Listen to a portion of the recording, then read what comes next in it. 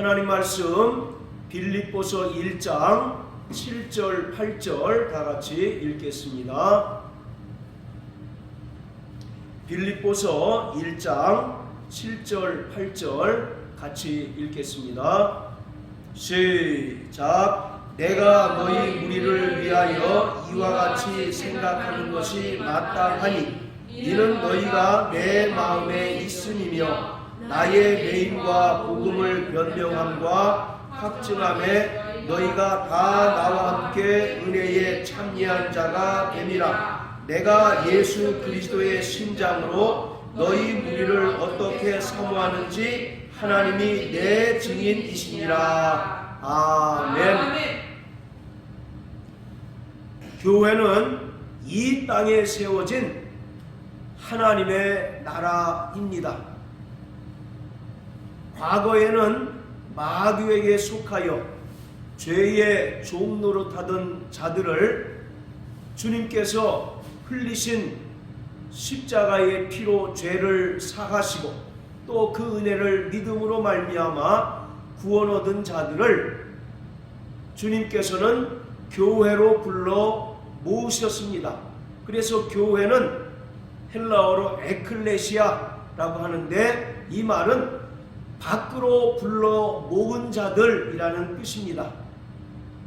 이제는 더 이상 마귀에게 속한 것이 아니라 그리스도 예수 안에 속한 자들로서 주님께서 그리스도의 몸된 교회로 불러 모으셨어요. 그리고 교회는 이 땅에 세워진 천국입니다. 그렇기 때문에 교회를 통해서 하나님의 백성된 성도들이 말씀으로 양육받고 또 연단받고 끊임없이 새 사람으로 변화되는 그 과정을 겪어야만 영광스러운 하나님 나라에 온전히 들어갈 수 있습니다. 그렇기 때문에 이 땅에 세워진 교회가 매우 중요합니다. 이 땅에서 교회에 속해서 철저히 양육받고 또 연단받고 훈련받지 않는 자는 결코 영원한 하나님 나라에 들어갈 수 없습니다.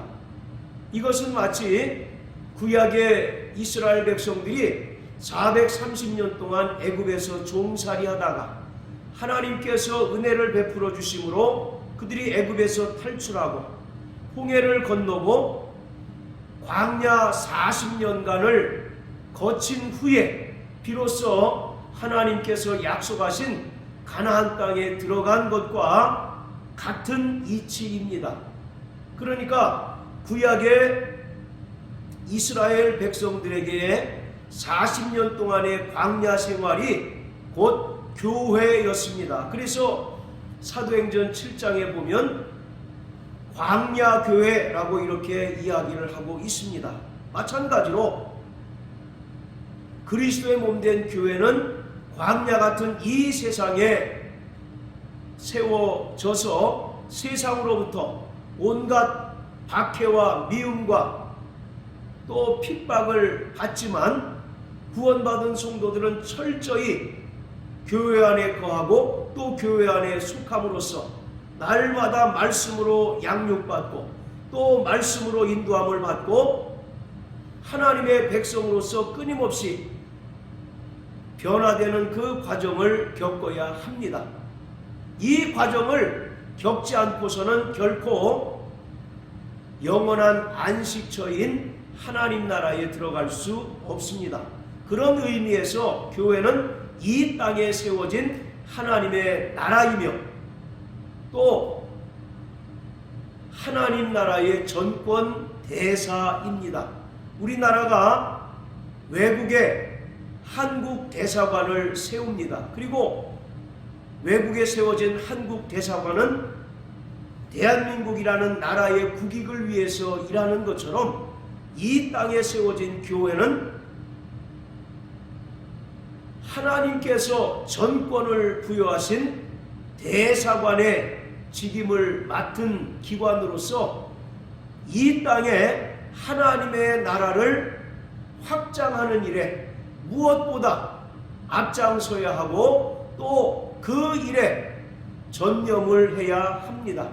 교회가 이 땅에 세워진 가장 본질적인 사명은 천국 복음을 전파함으로써 죄인들을 구원하여서 하나님의 나라가 이 땅에 확장되고 이 땅에 실현되도록 하는 것입니다. 그러기 위해서 하나님께서는 교회에게 성령을 보내주셨습니다. 성령은 증거의 영입니다. 할렐루야. 자, 따라하세요. 성령은 증거의 영이시다. 그래서 성령께서 우리를 감동하시고 또 충만케 하실 때 우리가 비로소 담대히 세상에 나가서 예수 그리스도를 증거할 수 있습니다. 이처럼 성령은 우리에게 전도의 열정을 불타오르게 하시고 또 성령 충만함으로 말미암아 나약하고 또 비겁한 우리를 감추어 주시고 온전히 우리를 통해서 예수만이 증거되도록 우리에게 역사하시는 분이십니다. 그렇기 때문에 교회와 또 교회 안에 속한 모든 성도들은 다 성령으로 충만하여서 날마다 예수 그리스도를 증거하는 삶을 살아내야 합니다. 사도 바울이 이 빌립보 지역을 방문한 것은 약 AD 45년경입니다. 이 빌립보 지역에서 두아디라라고 하는 여인을 만나게 되었고 또 그가 예수를 영접하고 침례를 받았을 뿐만 아니라 그 온 집이 다 예수를 영접하고 침례를 받음으로써 비로소 빌립보 교회가 세워지게 되었습니다. 그러니까 자주장사인 루디아라고 하는 여인의 그 믿음으로 말미암아 세워진 교회가 빌립보 교회입니다. 그런데 사도 바울은 이 빌립보 지역에서 많은 고난을 당했고 또 오래 머물지 못했습니다. 그래서 사도 바울이 이제 빌립보를 거쳐서 데살로니가 지역으로 옮겨서 그곳에서도 복음을 전했는데 이 사도 바울 입장에서 빌립보 교회는 매우 특별한 교회였습니다. 물론 사도 바울이 가는 곳마다 교회를 세웠고 또 교회를 사랑하는 마음은 어느 교회건 다 똑같다고 말할 수 있지만 빌립보 교회는 사도 바울에게 특별한 교회였고 특별히 애정이 더 가는 그러한 교회였습니다. 왜냐하면 빌립보 교회는 다른 교회에 비해서 세 가지 점이 뛰어났고 특별했던 것을 알 수 있습니다. 첫 번째는 빌립보 교회는 복음 전파에 열정적인 그러한 교회였던 것을 알 수가 있습니다. 자, 우리 1장 5절을 다 같이 한번 읽어보시겠습니다. 시작. 첫날부터 이제까지 복음에서 너희가 교제함을 인함이라. 여기서 첫날부터라고 하는 말은 빌립보 교인들이 예수를 믿은 때부터 그리고 빌립보 교회가 세워진 때로부터라는 의미입니다. 그런데 빌립보 교회는 이렇게 교회가 세워진 그때로부터 지금 사도 바울이 로마에 갇혀 있는 지금까지 복음 전파에 다른 어떤 교회보다도 열정적이었고 수고와 헌신을 아끼지 않은 교회였습니다. 심지어 사도 바울이 로마의 감옥에 갇혀서 밖으로 나가서 선교를 못하는 그런 상황이었음에도 불구하고 빌립보 교회는 바울을 대신해서 복음 전파에 열심을 다했던 그러한 교회였습니다.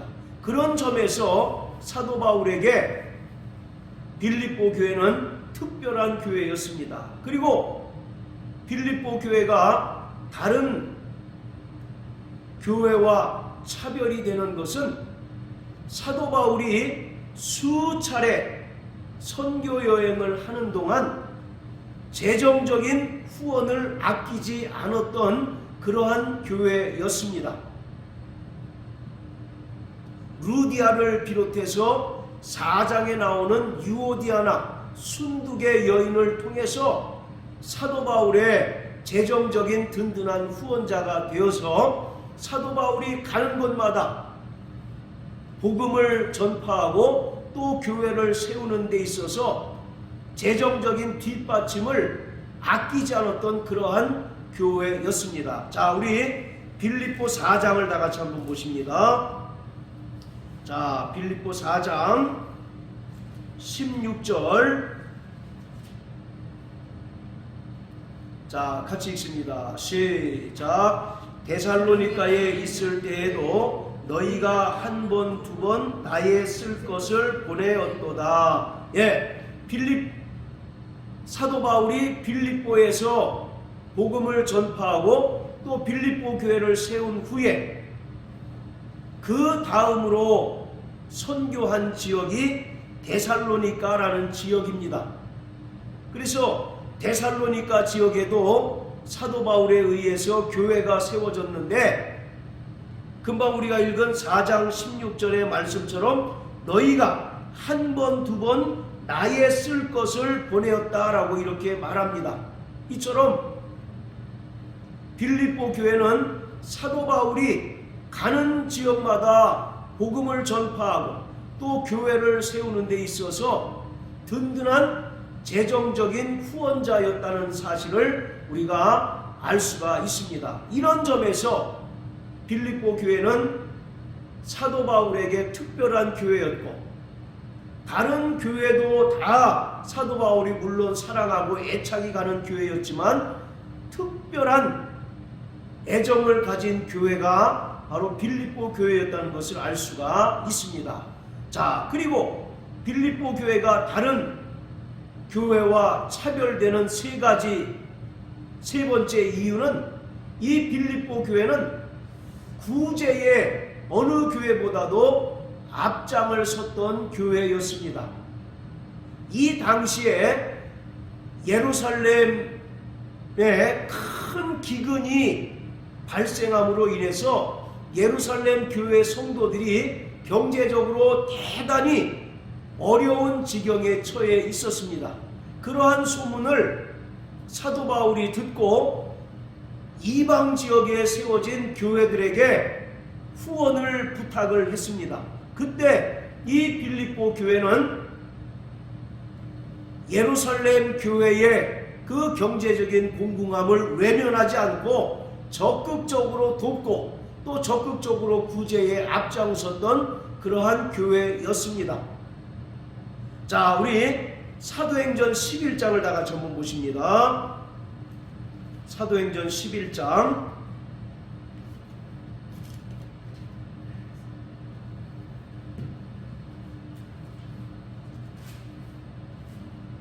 27절부터 30절까지. 자, 우리 같이 읽습니다. 시작. 그때에 선지자들이 예루살렘에서 안디옥에 이르니 그 중에 아가보라 하는 한 사람이 일어나 성령으로 말하되 천하가 크게 흉년 들리라 하더니 글라우디오 때에 그렇게 되니라. 제자들이 각각 그 힘대로 유대에 사는 형제들에게 부조를 보내기로 작정하고 이를 시행하여 바나바와 사울의 손으로 장로들에게 보내니라. 자, 28절에 보면 아가보라고 하는 사람이 예언하기를 천하에 크게 흉년이 들 것이다 라고 이와 같이 예언하였습니다. 그리고 로마의 글라우디오 황제 때에 실제로 극심한 기근이 전 세계에 임하게 됐습니다. 이것은 역사적으로 AD 45년에 보면 당시에 로마의 곡창지대라고 여겨졌던 이집트의 큰 이제 나일강의 범람으로 인해서 기근이 발생했고, 그로 인하여 예루살렘, 이스라엘에 역시 큰 기근이 발생을 했습니다. 그래서 예루살렘 교회가 상당히 경제적으로 어려운 지경에 처해 있었습니다. 그래서 29절에 보면 제자들이 각각 그 힘대로 유대에 사는 형제들에게 부조를 보내기로 작정하고, 여기서 이 부조라고 하는 말이 연보라는 뜻입니다. 그리고 구제라고 하는 뜻이에요. 이처럼 우리가 형제들을 말씀으로 권면할 뿐만 아니라 경제적으로 어려운 자들, 또 가난하고 헐벗은 자들을 물질적으로 돕는 것 역시 하나님의 사랑입니다. 야고보서 2장에 보면 믿음이 있노라 하면서 형제가 줄이고 헐벗었는데 그를 돕지 않는 것은 그 믿음 자체가 죽은 것이다 라고 이와 같이 말씀하고 있는 것처럼, 오늘 구원받은 성도들, 또 교회의 본질적인 사명 또한 사명 중에 한 가지가 뭐냐면 바로 구제입니다. 이것은 경제적으로 곤궁한 자들을 주님의 사랑으로 돕고 또 그들이 온전히 일어서도록 힘을 주는 것입니다. 지금 그런데 사도 바울 당시에 예루살렘에 큰 기근이 발생해서 예루살렘에 있는 형제들이 경제적인 공공함으로 인하여 어려움을 겪고 있을 때 이방 지역에 있는 많은 교회들이 연보금을 걷어서 구제에 힘썼습니다. 그런데 그 중에서 빌립보 교회는 어느 교회보다도 앞장을 섰던 그러한 교회였습니다. 당시에 예루살렘 교회는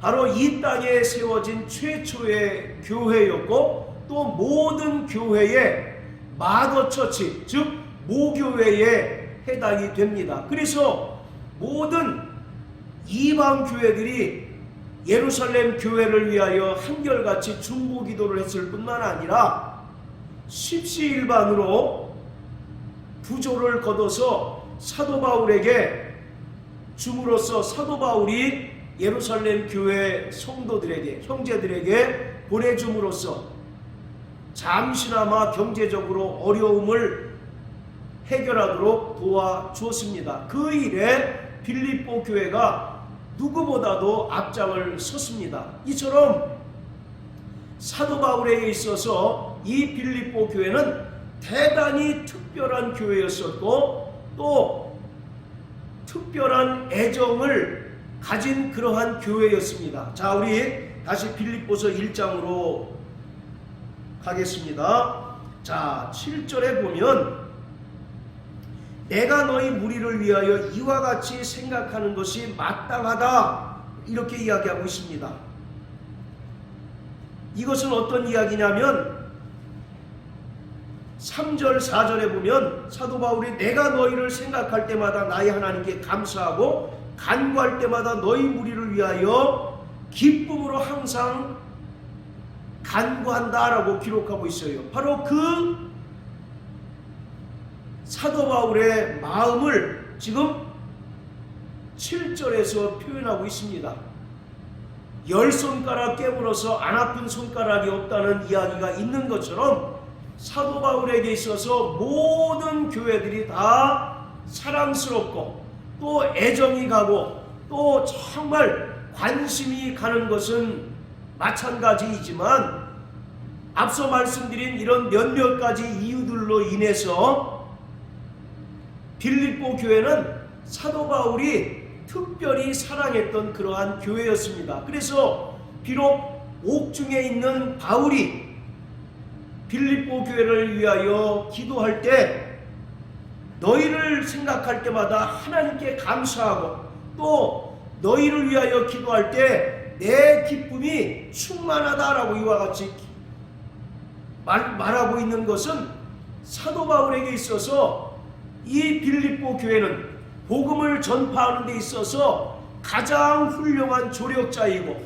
또 복음 전파에 있어서 든든한 후원자 역할을 처음부터 끝까지 충실히 감당했기 때문인 것입니다. 그래서 늘 사도 바울의 마음에는 빌립보 교회가 자리 잡고 있고 또 빌립보 교회를 위하여 항상 기쁨으로 또 하나님께 감사함으로 기도하고 있다라고 말하고 있는 것입니다. 자, 그리고 8절에 보면 내가 예수 그리스도의 심장으로 너희 무리를 어떻게 사모하는지 하나님이 내 증인이시다라고 말합니다. 즉 사도 바울은 앞에 기록한 것처럼 빌립보 교회를 향하여 내가 너희를 사랑하고 또 내가 너희를 생각할 때마다 기쁨이 충만하다라고 이렇게 이야기하고 있는데 이렇게 이야기하는 것이 결코 립 서비스나 거칠의 인사말이 아니라는 것입니다. 진심으로 빌립보 교회를 사랑하고 또 빌립보 교회가 사도 바울에게 있어서 기쁨의 대상이 되었다는 것을 분명하게 말하고 있어요. 그래서 하나님이 내 증인이다 라고 이렇게 이야기합니다. 하나님을 걸고서 내가 너희를 위하여 이렇게 기록한 것이 진실되고 정직한 나의 마음이다라는 것을 말하고 있습니다. 이처럼 사도 바울은 빌립보 교회를 특별히 사랑을 하고 빌립보 교회를 위하여 비록 옥중에서라도 늘 하나님께 감사하고 또 기쁨이 충만한 가운데 기도하였던 것을 볼 수가 있습니다. 오늘 교회는 선교적인 사명을 감당해야 합니다. 할렐루야. 바로 우리가 직접 나가서 복음을 전파하는 가는 선교사의 사명을 감당하기도 해야 하지만 때로는 여러 가지 사정과 상황이 여의치 못함으로 인하여 자신이 직접 현지에 나가서 복음을 전하지 못한다 할지라도 현지에 가서 복음 사역을 감당하는 선교사들을 돕는 보내는 선교사의 사명을 감당해야 하는 것입니다. 선교사의 사역을 선교사를 두 가지로 우리가 구분해 볼 수 있습니다. 자, 따라해 보세요. 가는 선교사, 보내는 선교사. 예, 가는 선교사는 실질적으로 현지에 가서 현지인들에게 복음을 전하고 교회를 세우고 또 하나님의 나라를 확장하는 사역을 하는 자들을 말합니다. 그래서 지금도 여전히 전 세계에 복음을 전파하고 또 주님의 심정을 가지고 죄인들을 구원하고자 하는 많은 선교사들이 있음을 우리는 잘 압니다. 그러한 사람들을 가는 선교사라고 합니다. 반면에 우리는 비록 여러 가지 조건이나 상황이 맞지 않음으로 인하여 해외나 또는 현지에 가서 복음을 전하지 못한다 할지라도 현지에 가서 복음을 전하는 자들이 효과적으로 복음 사역을 감당하고 또 하나님의 나라를 확장하고 죄인들을 구원하는 일에 효과적인 사역을 감당할 수 있도록 기도로 돕거나 또는 물질적으로 돕는 보내는 선교사의 사역을 감당해야 합니다. 그래서 구원받은 모든 성도들은 다 선교사라는 사실을 우리는 깊이 깨달아야만 합니다. 오늘 그것의 대표적인 사례가 바로 빌립보 교회라고 할 수 있습니다. 빌립보 교회는 말씀드린 것처럼 사도 바울이 여러 차례 선교 여행을 갈 때 직접 동행하기도 했고 또 기도로 후원하기도 했을 뿐만 아니라 재정적인 후원자로서 열심히 섬기고 수고와 헌신을 아끼지 않았습니다. 그래서 사도 바울이 이 편지를 통해서 말한 것처럼 내가 너희를 사랑하는 것을 하나님께서 증거한다라고 이와 같이 고백할 수 있었던 것입니다. 그렇기 때문에 우리는 반드시 선교의 사명을 감당하는 자가 되어야 합니다. 할렐루야. 하나님께서 예수 그리스도를 이 세상에 보내셔서 천국 복음을 전파하게 하시고 또 죄인들을 구원하는 사역을 감당하게 하셨던 것처럼 예수님께서도 제자들에게 말씀하시기를 아버지께서 나를 보내신 것처럼 나도 너희를 세상에 보낸다라고 이와 같이 말씀하고 있습니다. 이처럼 구원받은 성도들은 너나 할 것 없이 모두 주님으로부터 파송받은 선교사라는 사실을 우리는 깊이 깨닫는 자가 되어야 합니다.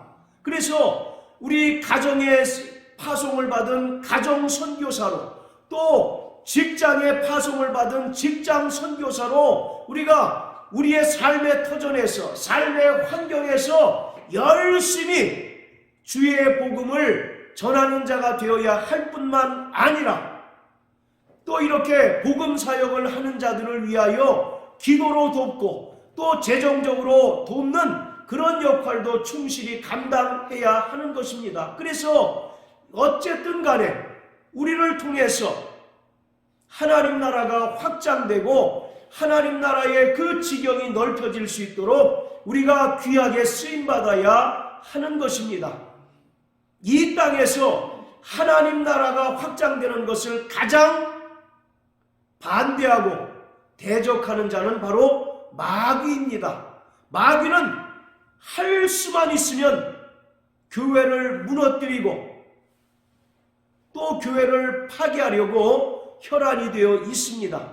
그래서 마태복음 12장 30절에 보면 나와 함께하지 않는 자는 나를 반대하는 자요 나와 함께 모으지 않는 자는 해치는 자다라고 이와 같이 말씀합니다. 마귀는 철저히 주님께서 하시는 일을 반대하는 자요 주님께서 구원받은 성도들을 교회로 불러 모으시고 또 교회로 인도하시는 것을 흐트러뜨리고 해치는 자가 바로 마귀입니다. 그럴지라도 우리는 날마다 기도하고 또 날마다 담대히 나가서 복음을 전함으로 말미암아 하나님 나라를 확장하는 일에 우리가 벽돌 한 장을 쌓는 심정으로 충성하고 수고하고 헌신을 아끼지 않는 성도가 되어야 합니다. 할렐루야. 바로 교회의 본질적인 사명이 선교이듯이 구원받은 성도들의 본질적인 존재 목적은 바로 선교인 것입니다.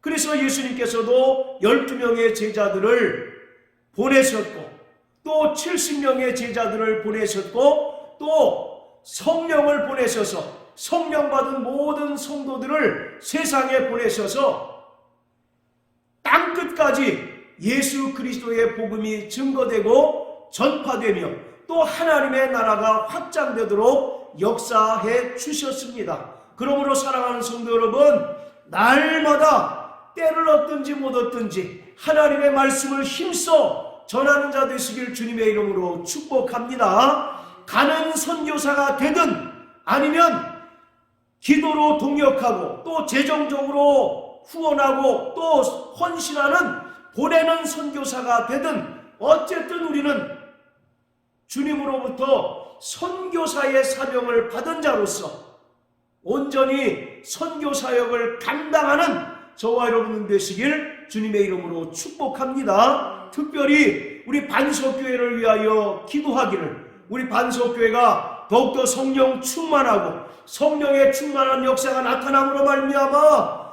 천국 복음이 우리 반석교회를 통해서 증거되므로 지옥으로 향하는 많은 영혼들을 주께로 인도하는 방주의 역할을 감당할 수 있도록 날마다 기도하시기를 예수님 이름으로 축복합니다. 하나님께서 가장 기뻐하시는 일은 죄인 하나가 돌이켜 회개하여 주께로 돌아오는 것입니다. 성경은 말하기를 이 땅에서 죄인 하나가 회개하는 것이 하늘에서 회개할 것이 없는 의인 99으로 인하여 기뻐하는 것보다 더 기뻐하신다라고 말씀하고 있습니다. 오늘 저와 여러분들에게 그러한 하나님의 심정이 있게 되시길 주의 이름으로 축복합니다. 우리에게 성령으로 우리가 다 성령 충만할 때 영혼을 향한 긍휼한 마음이 우리에게 있게 됩니다. 그래서 정말 저 영혼이 예수를 믿지 않으면 지옥 갈 텐데 라고 하는 그 영혼을 향한 긍휼한 마음이 있을 때 우리가 그 영혼에게 복음을 전할 수 있고 예수님의 은혜를 전파할 수 있는 것입니다. 자, 따라서요. 나 영혼아, 성령 충만하여 선교사의 사명을 감당하자. 네, 바로 어떤 이는 믿음의 분량이 커서 가는 선교사의 사명을 감당하는 자가 있겠고 또 어떤 자는 그렇지 못함으로 인하여 비록 현지에는 가지 못한다 할지라도 현지에서 사역하는 선교사를 위하여 기도로 동역하고 또 물질로 재정적으로 수고와 헌신을 아끼지 않는 보내는 선교사의 사명을 감당하는 이도 있습니다. 하나님께서는 어쨌든 간에 우리를 통해서 또 이 땅에 세워진 교회를 통해서 하나님의 나라가 확장되는 것을 기뻐하시는 분이십니다. 이 하나님의 기쁨에 동참하고 동역하는 우리 모든 반석교회 성도 되시기를 예수님 이름으로 축복합니다. 할렐루야. 우리